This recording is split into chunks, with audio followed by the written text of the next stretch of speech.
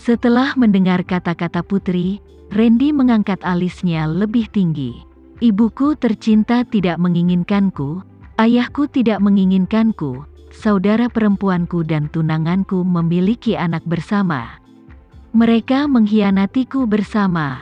Apakah aku gagal? Putri Bramasta mengira dia sedang bermimpi, jadi dia hanya mengoceh tentang apapun yang terlintas dalam pikirannya. Randy masih tidak mengatakan sepatah kata pun. Dia hanya mengetahui bahwa namanya adalah Putri Bramasta, putri kedua keluarga Bramasta. Selain itu, dia tidak tahu banyak tentangnya, jadi dia tidak jelas tentang karakternya. Jika kamu tidak menjawabku, itu berarti kamu juga menganggap aku gagal. Saat dia berbicara, dia tersenyum, tetapi senyumannya menjadi lebih pahit. Sejak aku masih muda, aku telah mengalah padanya, semuanya telah menjadi miliknya. Dia akan memilih pakaian yang lebih bagus pertama, kalau ada jajanan, dia akan mencicipinya dulu. Hanya satu dari kami yang bisa belajar di luar negeri, dan aku memberikan dia kesempatan, hanya karena dia adalah saudara perempuanku.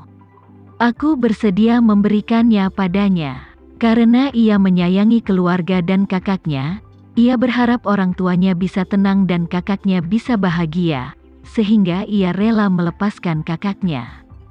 Dia bersedia melakukannya, dan dia tidak mengeluh sama sekali. Tapi hari ini, dia mencuri tunanganku.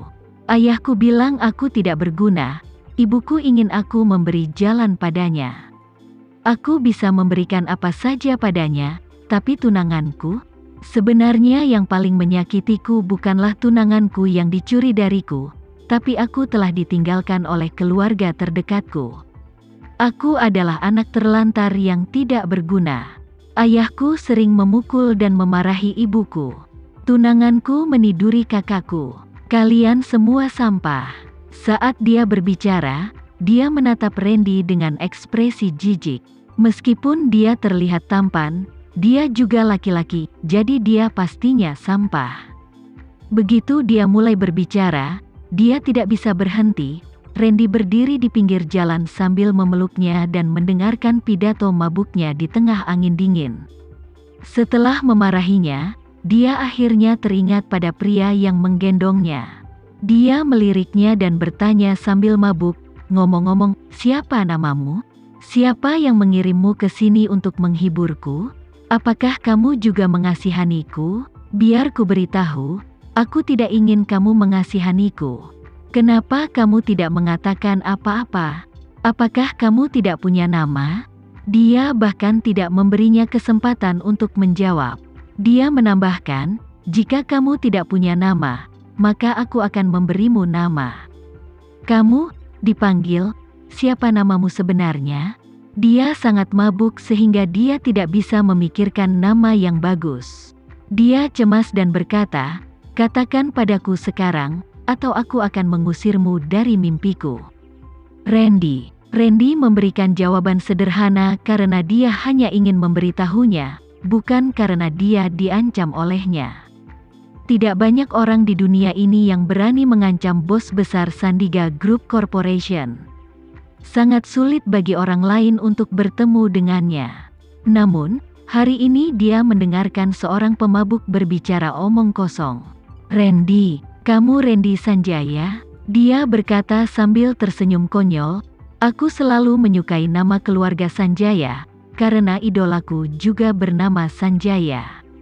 "Idola?" Dia mengangkat alisnya dan bertanya. "Pangeran Sanjaya keempat?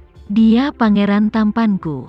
Pernahkah kamu melihat istananya? Apakah kamu belum pergi ke London?"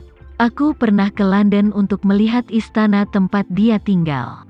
Berbicara tentang pangeran tampan, dia begitu gembira hingga dia melupakan segalanya. Dia mulai mengoceh. Randy bertanya dengan muram, "Apa yang kamu sukai dari pangeran tampanmu ini?" "Apa yang aku sukai dari dia?" Dia berpikir sejenak dan berkata, "Dia dominan, terutama saat dia memakai baju besinya, dan kenapa kamu peduli dengan apa yang aku suka?" Putri Bramasta bersendawa dan melanjutkan, aku tidak perlu berbicara dengan orang hayalan sepertimu. Kau tidak akan mengerti bahkan jika aku memberitahumu. Jika ada kesempatan di masa depan, ketika aku pergi ke London lagi, aku akan mencoba memimpikanmu dan mengajakmu jalan-jalan. Mimpi. Dia bercanda dengannya untuk waktu yang lama. Dia baru saja berasumsi bahwa dia adalah orang hayalan. Randy tiba-tiba merasa sedikit marah. Dia mengendurkan tangannya dan ingin melepaskannya. Meskipun dia tidak berat, melelahkan untuk menggendongnya dalam waktu lama. Namun, begitu dia melepaskannya, tubuhnya bergerak ke samping dan terancam jatuh lagi ke tanah. Dia secara naluriah mengulurkan tangannya untuk menahannya. Saat ini, hal yang menyedihkan terjadi. Putri Bramasta mulai muntah. Untungnya, dia tidak makan malam dan tidak banyak muntah. Namun bagi Randy, sang germafobia, hal itu benar-benar tak tertahankan. Kau, wajahnya menjadi gelap, tapi dia tidak tahu apa yang harus dilakukan padanya, karena dia tertidur dalam pelukannya dan menutup matanya.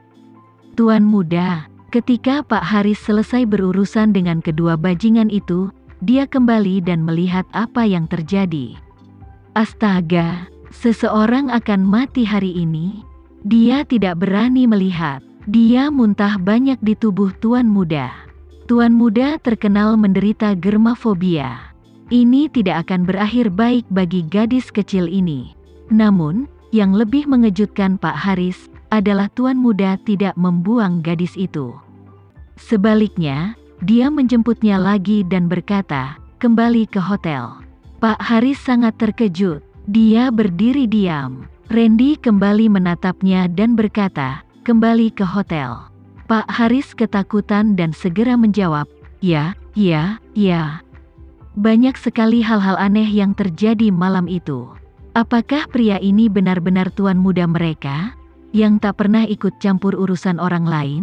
Yang takut kuman? Dalam perjalanan kembali ke hotel, Pak Haris memandang Randy di kursi belakang dari kaca spion. Dia ingin mengatakan sesuatu beberapa kali tetapi tidak berani. Lagi pula, jika tuan muda ingin melakukan apapun, itu bukanlah sesuatu yang bisa dia kendalikan sebagai seorang pengemudi. Selain itu, tuan muda itu masih muda dan kuat. Masuk akal baginya untuk membawa gadis itu pulang. Lebih dari setengah jam, mobil berhenti di luar hotel. Randy keluar dari mobil dengan cemberut dan berjalan ke hotel sambil menggendong Putri Bramasta. Direktur Randy melihat Randy kembali dengan menggendong seorang wanita, Amelia yang sudah menunggu di hotel langsung menyapanya. Dia jauh lebih terkejut daripada Pak Haris. Hanya setengah hari dia tidak bersama Direktur Randy, namun Direktur kembali bersama seorang wanita di malam hari. Ini adalah sesuatu yang tidak pernah berani mereka pikirkan sebelumnya. Suruh seseorang menyiapkan satu set pakaian wanita bersih dan kirimkan ke kamarku. Randy berkata dingin dan berjalan menuju lift dengan wajah datar. Direktur, Amelia ingin mengatakan sesuatu, namun Randy sudah masuk ke dalam lift. Pintu lift menutup dan menghalangi dia darinya. Dia bahkan tidak bisa melihat punggung Randy. Kembali ke kamar, Randy pergi ke kamar mandi dengan Putri Bramasta di pelukannya. Pakaian mereka kotor dan berbau alkohol. Mereka tidak bisa memakai pakaian tersebut lagi, sehingga mereka harus mandi dan berganti pakaian. Namun, mereka adalah seorang pria dan seorang wanita. Tidak ada hubungan di antara mereka.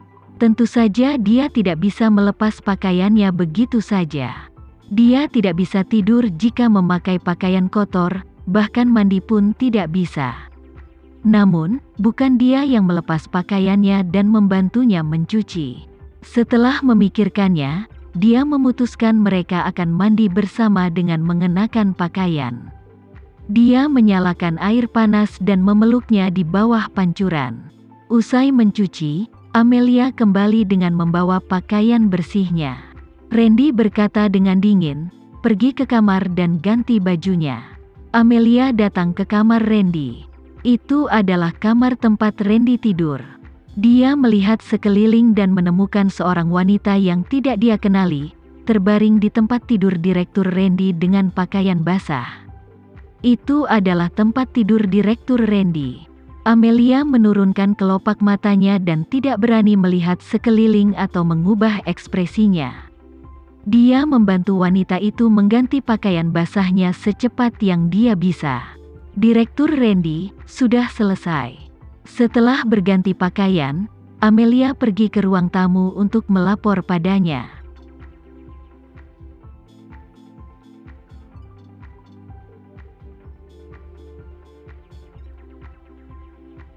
Sekian dulu ya video kali ini, kita lanjutkan lagi videonya di lain waktu.